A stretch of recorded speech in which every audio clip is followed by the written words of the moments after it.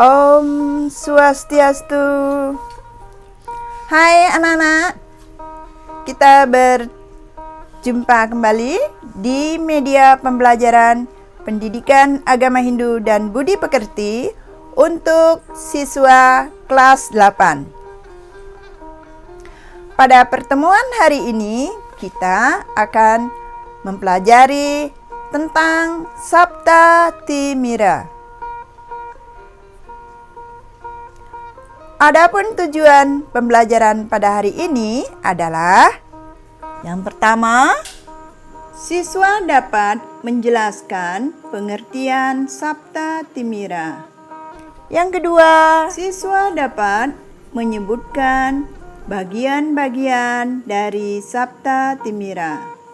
Yang ketiga, siswa dapat menjelaskan dampak dari perilaku Sapta Timira.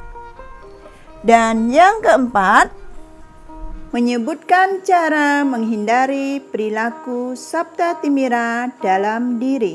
Sebelum kita melanjutkan ke materi, alangkah baiknya kita bersama-sama membaca Kitab Suci Sarasamuscaya 2. Kita sama-sama ya anak-anak.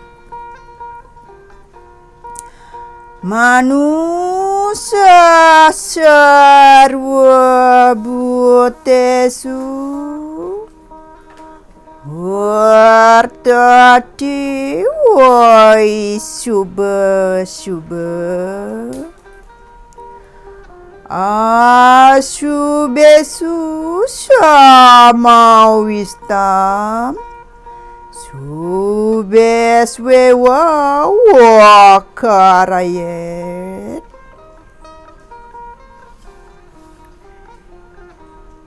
Yang artinya, di antara semua makhluk hidup, hanya yang dilahirkan sebagai manusia saja yang bisa membedakan perbuatan baik dan buruk. Adapun untuk merubah perbuatan buruk menjadi baik, itulah tujuan hidup menjadi manusia. Kita lanjutkan. Pengertian Sapta Timira. Kata Sapta Timira berasal dari bahasa Sanskerta, dari kata Sapta yang berarti 7 dan kata Timira yang memiliki arti gelap, suram, atau avidya.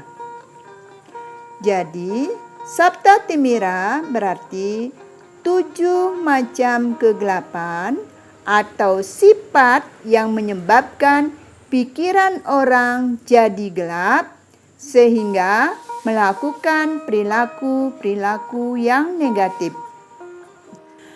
Nah, ketujuh kegelapan yang terdapat dalam diri manusia itu merupakan akibat avidya yang kita bawa sejak lahir. Jika sifat-sifat avidya ini terus kita pupuk, maka akan menimbulkan tindakan yang negatif seperti marah, sifat sombong, sifat angkuh, kejam, dengki, sifat iri hati, suka memfitnah, dan yang lain-lainnya. Adapun bagian-bagian dari Sapta Timira adalah yang pertama, surupa. Yang kedua adalah dana. Yang ketiga adalah guna. Yang keempat adalah kulina.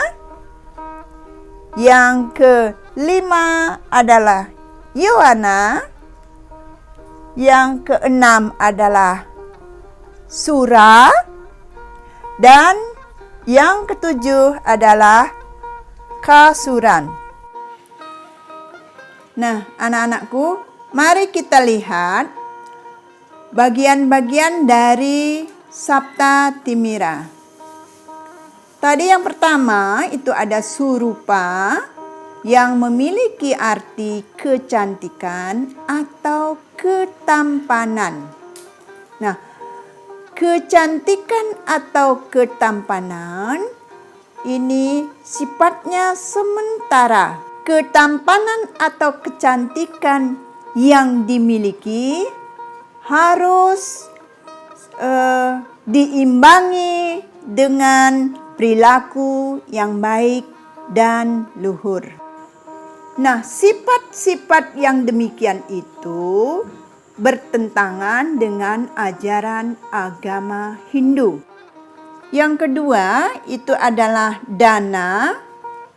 Dana artinya kekayaan atau harta benda.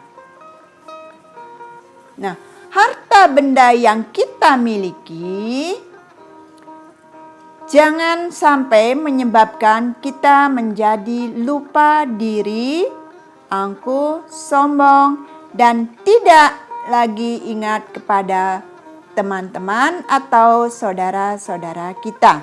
Dalam agama Hindu diajarkan bahwa harta benda itu hendaknya dicari dengan jalan yang benar berdasarkan dharma.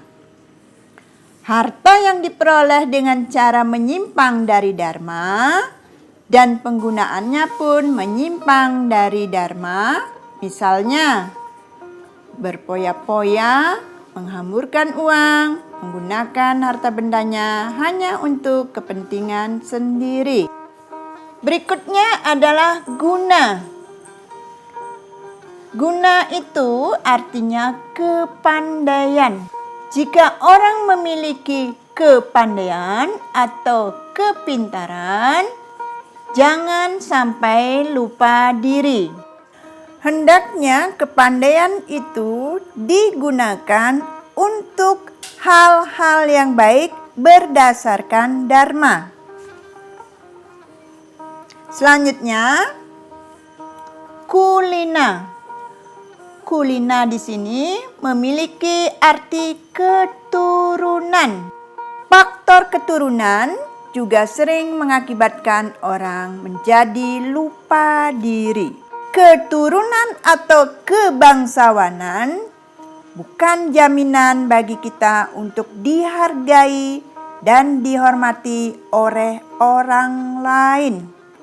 Tetapi yang terpenting adalah perilaku kita. Sabta Timira yang kelima adalah Yawana. Yawana artinya masa remaja atau masa muda. Sebaiknya semasa masih remaja, anak-anak diberikan pendidikan agama yang memadai, diberi pelajaran mengenai etika, bagaimana harus berperilaku yang baik dan benar. Masa remaja hendaknya dapat dimanfaatkan dengan sebaik-baiknya untuk melakukan hal-hal yang positif agar kita menjadi orang yang berguna dan masa depan kita menjadi cerah. Yang keenam dari bagian-bagian Sabta Timira adalah sura. Artinya minuman keras. Bila terlalu sering minum minuman keras, maka alkohol dapat merusak jaringan saraf kita dan akhirnya pemabuk menjadi seperti orang gila. Biasanya orang seperti ini dia suka berbicara sendiri, matanya selalu merah dan cepat marah sampai dia bisa mengamuk. Yang ketujuh adalah kasuran. Kasuran artinya sifat berani. Keberanian itu perlu kita tanam dalam diri kita. Nah, karena orang penakut adalah orang pengecut. Nah, bagaimana halnya dengan orang yang berani melawan orang tua? Berani melawan hukum, berani melanggar peraturan lalu lintas. Ini adalah keberanian yang perlu kita hindari. Sebab mabuk karena keberanian akan menimbulkan hal-hal yang tidak baik.